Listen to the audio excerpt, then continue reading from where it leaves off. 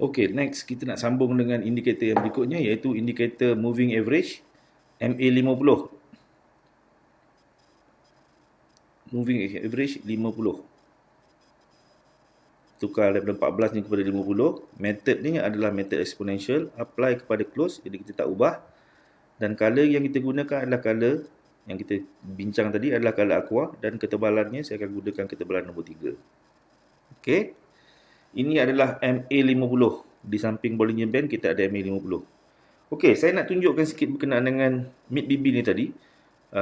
Dalam perbincangan berkenaan dengan mid-BB Bollinger Band tadi, saya ada bagi tahu berkenaan dengan mid-BB ni tadi, kita boleh gunakan dia dalam time frame yang sedang kita buka sebagai penunjuk arah ataupun untuk tengok trend. Okey, macam mana kita nak tengok trend dekat dalam time frame ni ya? Kita perhatikan mid-BB berada di atas, di bawah adalah candlestick.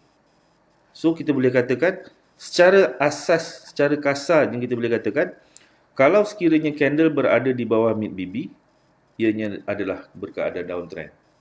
Sehinggalah bila dia mula melintasi mid-BB. Jadi selagi berada di bawah mid-BB, ia adalah berkeadaan downtrend. Begitulah sebaliknya, kalau dia berada di atas top BB, itu adalah keadaan uptrend. Sehinggalah dia melepasi mid-BB. Okay? Itu secara kasarnya kita gunakan Bollinger Band, mid-BB. Tapi bila kita masukkan MA50, kita akan nampak detail lagi, lebih detail. Okay? Benda yang sama juga, MA50 ni lebih kepada untuk kita tengokkan arah. Kita gunakan dia sebagai untuk penanda arah kita, mana arah dia nak pergi, uptrend ke ataupun downtrend. Dan dia juga dalam masa yang sama adalah moving average. Jadi dia pada satu-satu ketika, dia juga menjadi support dan resistance. Okay? Ada kalanya, price akan tendang, akan reject dekat MA50 pada ketika yang tertentu. Ya, pada ketika yang tertentu, ada price yang akan reject ketika bertemu dengan MA50. Dia menjadi resistance ataupun dia akan menjadi support. Ada kalanya dia menjadi support, ada kalanya dia menjadi resistance. Okay, kita boleh lihat sini dia menjadi support kat sini. Kita akan nampak sini menjadi support, sini menjadi support, dan pada ketika tertentu dia menjadi resistant. Ya, dia menjadi resistant, menjadi resistant, menjadi resistant pada ketika-ketika tertentu. Ya.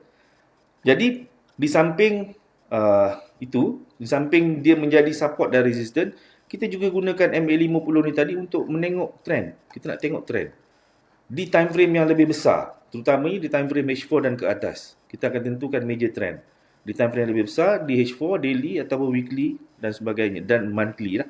Okay? Sebaiknya dari time frame yang lebih besar, H4 dan ke atas, untuk melihat major trend.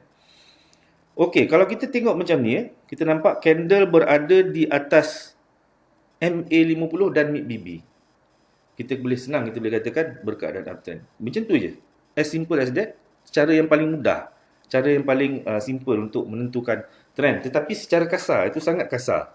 Iaitu sebab kita kata kita hanya melihat dengan dua line ni saja. Kalau candle berada di atas mid-BB, berada di atas MA50, itu adalah uptrend. Okay, itu adalah uptrend. Kalau candle berada di bawah MA50, itu adalah downtrend. Dan dalam masa yang sama, dia juga berada di bawah mid-BB. Bila dia berada di bawah mid-BB, kita kata dia juga downtrend. Tapi dalam masa yang sama, mid-BB juga berada di bawah MA50. Jadi kita boleh simpulkan bahawa kalau candle dan mid-BB berada di bawah MA50, itu adalah keadaan downtrend. Alright. Itu kaedah untuk kita tengok trend menggunakan MA50. Sesimpel macam tu. Tetapi itu adalah cara yang sangat basic untuk menentukan trend dengan menggunakan MA50. Di time frame yang lebih besar adalah lebih bagus. Okay, contoh seperti dekat sini, dekat weekly, kita nampak candle semua dah cross mid-BB. Asalnya cross mid-BB bermaksud daripada zone buy, dia telah masuk ke dalam zone sell. Dan selepas tu dia mula cross MA50. Ya, candle telah berada di bawah 50, tapi mid-BB masih berada di atas MA50. Kita katakan tadi, kalau downtrend, mid-BB mesti berada di bawah MA50 berserta dengan candle. Tapi sekarang ni hanya candle saja yang berada di bawah 50, mid-BB masih belum lagi. Okay, jadi untuk lebih confirm, tunggu sehingga mid BB ni melepasi MA50. Bila start cross saja, ni tanda yang trend telah mula bertukar. Confirm trend telah bertukar. Okey, selagi candle mid BB berada dekat bawah MA50, kita boleh katakan major trend adalah masih lagi downtrend. Okay? Masih lagi downtrend. Okey, MA50 sangat simple. Okey, sangat simple. Tetapi bila kita masukkan semua indikator MA5, MA10, dia akan jadi lebih complicated. Okey, kita akan masukkan. Sekarang ni kita cerita pasal pengenalan MA50 ni simple je. Itu sikit saja. Okey, untuk tengok trend. Dan tapi penjelasan yang saya bagi tahu tadi, candle mid BB mesti berada di bawah MA50, downtrend. Atas MA50 adalah uptrend. Itu adalah umpama macam kulit bawang. Ya, umpama macam kulit bawang sangat basic. Sangat basic. Okey, kita ada kaedah lain yang untuk nampak lebih jelas. Okey. Tapi sehingga itu MA50 very simple untuk tengok trend dan dia juga menjadi support dan resistance. Sama seperti mid BB, sama seperti top BB dan lower BB. Okey. So, kita go to next indicator iaitu MA5 dan MA10. Okey. Kita pergi ke situ. Sebelum tu kita lihat sekejap.